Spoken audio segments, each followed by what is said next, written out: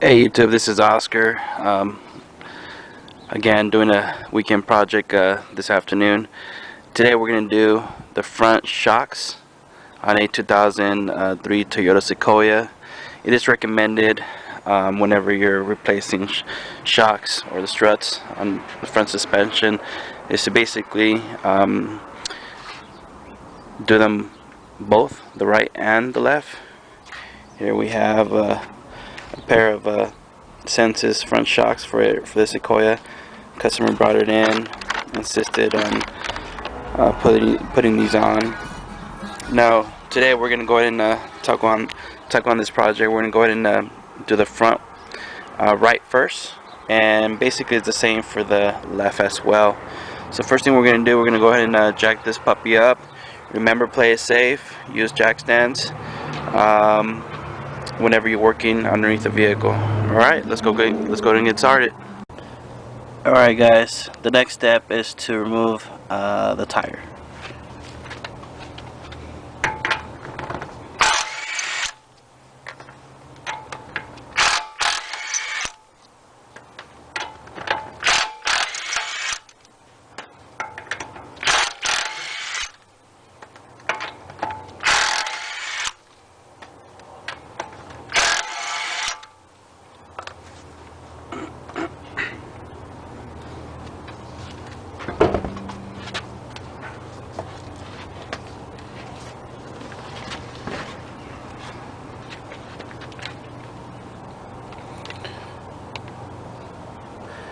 Alright guys, remember, safety first.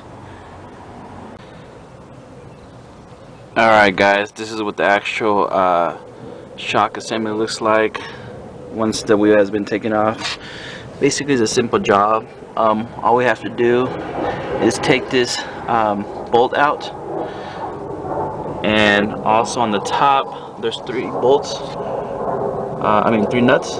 1, 2, and the other one's back here, 3. Do not take this one out. I do encourage, just so that way we can make this job easier, to also take this one out. I believe this is the sway bar link, this one. The reason why I recommend to take this one out is so that way the pressure that the sway bar is basically holding here will kind of like back off a little bit. So when I take this bolt out, it doesn't, the lower control arm doesn't force itself to be in that position. It could kind of like go a little bit low. You'll see what I'm talking about. So again, I recommend taking this one out, these 3 out here, and also it's optional for you if you want to take this one out or not, but I do encourage it. All right, so let me go ahead and first take this one out, and then we'll make our way up. All right, so let's go ahead and get started. All right, so we're gonna go ahead and first take out the sway bar link real quick. This is a 14mm nut. So let's go ahead and get that out of the way. And again, you will need a coil spring compressor. Remember, we're dismounting the coil assembly shock, so I just want to give you a heads up.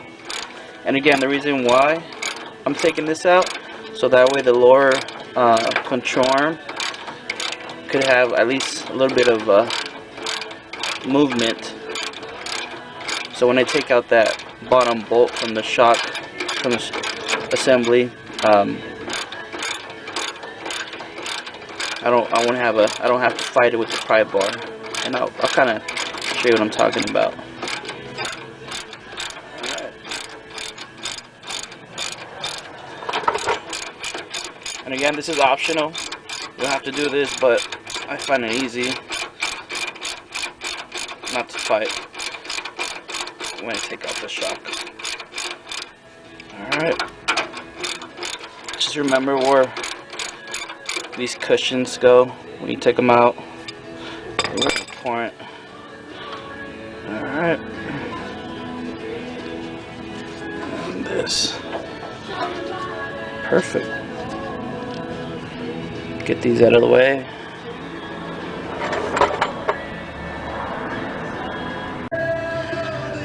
Alright, next step, I'm going to remove this bolt here that's holding the shock assembly.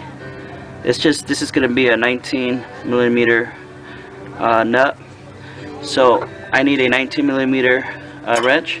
I'm actually going to put it in the back like so, and then I'm going to go ahead and take this bad boy out.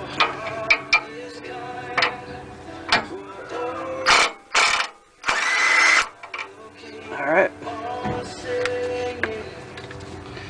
it's just a nut and a washer.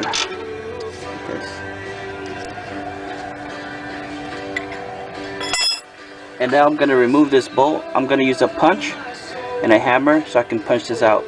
And remember when I told you about taking the sway link bar out, the reason why, so that way when I take this out, I don't have to fight this. And I'll show you a little bit what I'm talking about.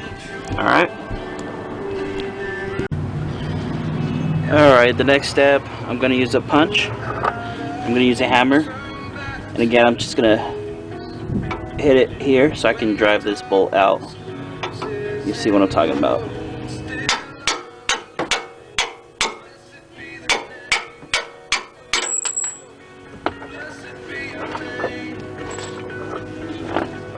Voila. And remember how I told you about the optional sway bar link? Reason why, so that way when I take this out, I just pull it out, and the lower control arm is not gonna be stuck in one position. It'll allow movement to go up and down like so. And also it's gonna be easy when I install a new shock inside. I don't have to fight this. I can just move it with my arm, my hand, and it won't be that difficult. Alright, so the next step, we're gonna get the bolts up on top. Alright guys, next step, we're gonna take these 3 nuts, 1, 2, and 3 back here. Again, do not mess with this one. These are 14mm nuts. So let's get them loose here.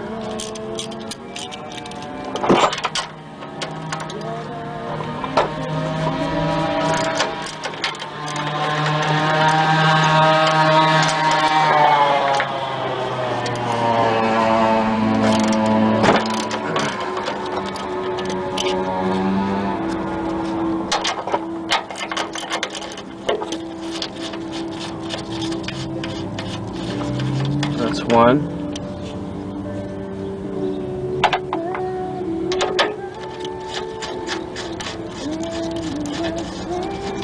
That's 2.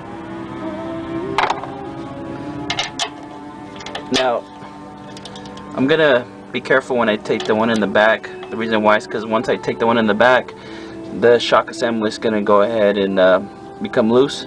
So I want to have my hand on the actual strut like so that way it doesn't just fall down. So I'm gonna hold it on this side like so, and I'm just gonna get the back one loose. And again, make sure you hold the strut, otherwise it's gonna fall down. And then I'm just gonna, there you go. Just gonna take this one out here, so like so, slow.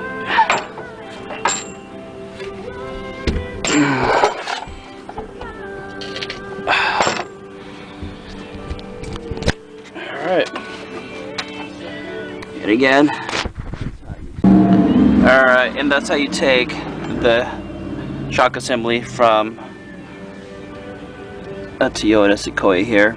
So now the next step, we're going to go ahead and compress the coil.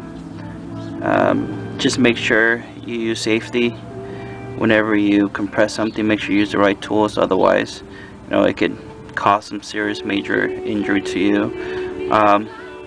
So let's go ahead and discuss which tool we're going to use today.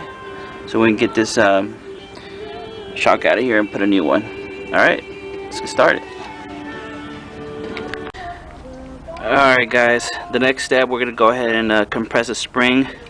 Normally what I do, you don't have to do this, but I get a marker. This is a specific marker for just what I use. I just drew like a quick line here, kind of like a guide. Basically this is like the front. That way when I install it back, I make sure everything lines up. But going back, these are this is a tool to compress your spring. You can rent these at your local auto store, or you can just buy them. The main point of this is to make sure you get these both on top and bottom to kind of grab onto the coil, and make sure you lubricate the actual bolt, so that way when you start ratcheting it from the top, they can compress easily and evenly. So the whole idea is just to put these like parallel to each other, and then you want to kind of take a few turns, stop, do a few turns here and there as well, so that way they can compress easily. And again, be very, very careful. You can use a vise to put the strut on if you like, or you could just, you know, do it on the ground, whatever's easier for you.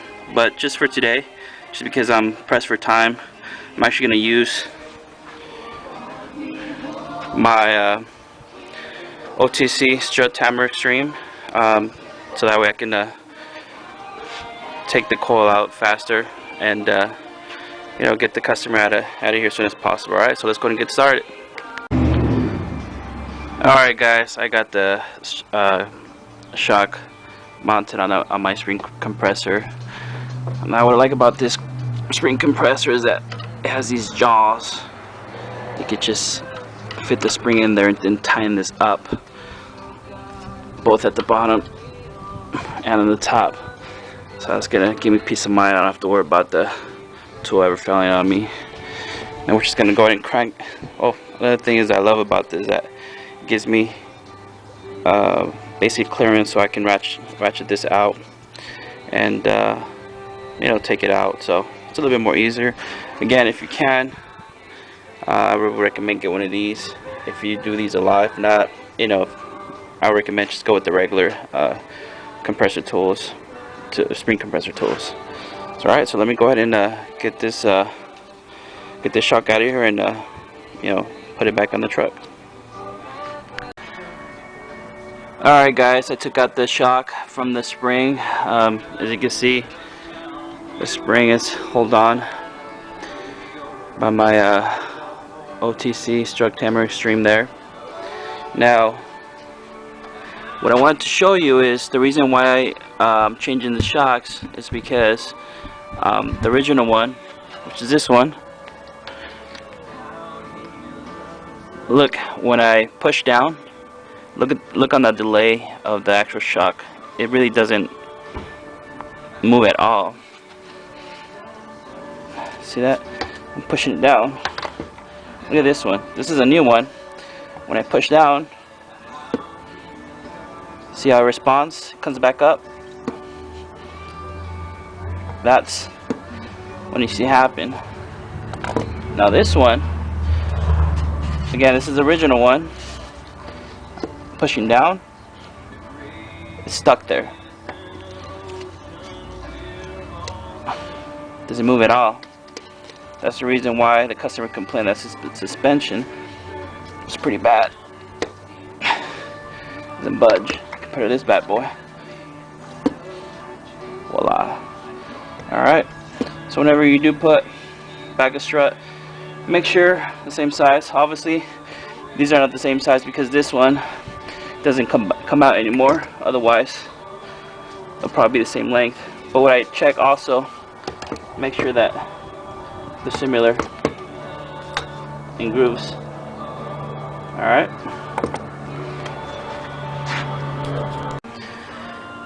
alright guys, I'm just going to show you a quick how easy having this tool, the Strut Hammer Extreme, it is.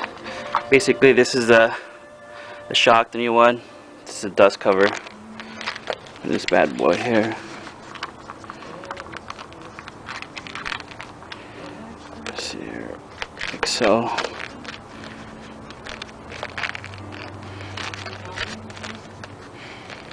Alright, then I'm going to put the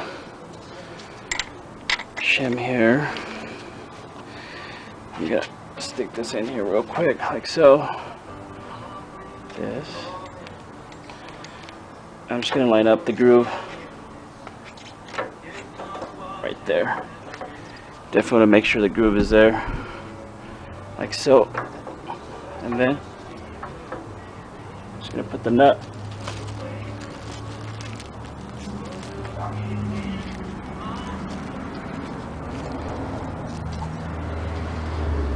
on top,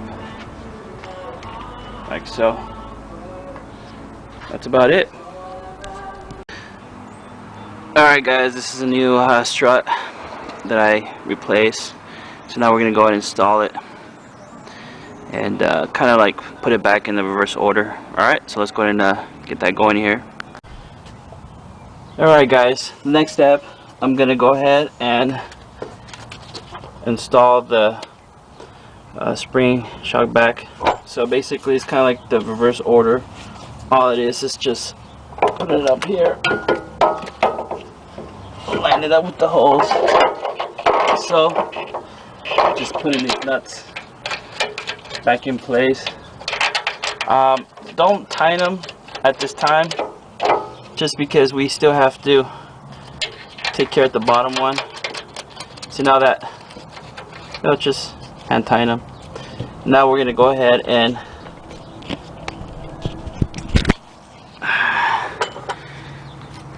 line it up here at the bottom. This is just gonna go in there. And do you remember that I told you to recommend to take the Toyota bar link off? Because, see, when I push down on the upper control arm, it'll allow me wiggle room. See that? Like that.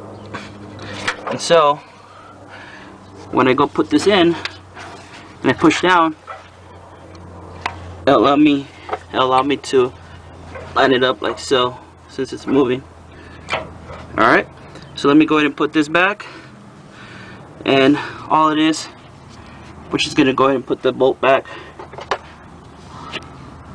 This one, remember, it's gonna go this way like so, and then put the washer and then a nut and tie back everything else, and that should basically it. Remember, it's recommended to do both sides, so right now I'm finishing up the right side and then I'll start the left side, but basically it's the same thing.